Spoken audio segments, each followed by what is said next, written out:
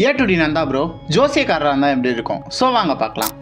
அதுக்கு first point என்னடா அப்படின்னு கேட்டிங்கன்னா கிளியர் ஃபோக்கல் பாயிண்ட் தாங்க. ஸோ எஸ் இந்த இடத்துல கிளியர் ஃபோக்கல் பாயிண்ட்டாக இருக்க போகிறது ஏ டு டி நந்தா ப்ரோன்னு கூட சொல்லலாம். ஸோ எஸ் நந்தா ப்ரோவை ஒரு ஆப்ஜெக்டாக செட் பண்ணிக்கலாம்னு கூட சொல்லலாம். எஸ் ஒரு பேக்ரவுண்டுக்காக ஒரு சாமியார் வேஷம் அந்த மாதிரி ஏதோ ஒன்று எடுப்போம். ஸோ அந்த விதத்தில் பார்த்தீங்கன்னா சாமியார் வேஷத்தை ஏ டு டி ப்ரோக்கு போட்டுவிட்டுலாம். ஸோ அடுத்ததா என்னடா தேவைப்படுது அப்படின்னு கேட்டிங்கன்னா போல்ட் டெக்ஸ்ட்டை ஆட் பண்ணணுமா அப்படின்ற ஒரு சுச்சுவேஷன் நம்மளுக்கு தேவைப்படுது. ஸோ எஸ் கம்பல்சரியாக போல்ட் டெக்ஸ்ட் அப்படின்றத ஆட் பண்ணியே ஆகணும். ஆஸ்ட்ராலஜிக்கு தீமுக்கலாம்னு கூட சொல்லலாம். ஸோ தேர்டாக இருக்கிறது மெயின் ஃபோக்கஸாக இருக்க போகிறது பேக்ரவுண்ட் தான் கைஸ். பேக்ரவுண்டை பொறுத்த வரைக்கும் டெம்பிள்ஸை வச்சுக்கலாம்னு கூட சொல்லலாம். டெம்பிள்ஸை பொறுத்த வரைக்கும் ஸோ நிறைய விதமான டெம்பிள்ஸ் இருக்குது. பட் நம்ம ஏஐ ஜென்ரேட்டட் டெம்பிள்ஸை பின்னாடி பேக்ரவுண்ட் யூஸ் பண்ணிக்கலாம். அது மட்டும் இல்லாமல் அந்த ஆஸ்ட்ராலஜிக்குன்னே பேர் போன அந்த ஜோடியாக் சயின்ஸ் இருக்கக்கூடிய அந்த ரவுண்டையும் எடுத்து ஸ்க்ரீனுக்கு மேலே வச்சுக்கலாம்னு கூட சொல்லலாம். So thumbnail is finally ready. ரிசல்ட்டை பார்க்குறதுக்கு முன்னாடி இன்னமும் நம்ம சேனலை ஃபாலோ பண்ணாமல் இருந்தீங்கன்னா மறக்காமல் ஃபாலோ பண்ணிட்டு ரிசல்ட்டை பார்க்கறதுக்கு முன்னாடி லைக் பண்ண தட்டி விட்ருங்க. So here is the result.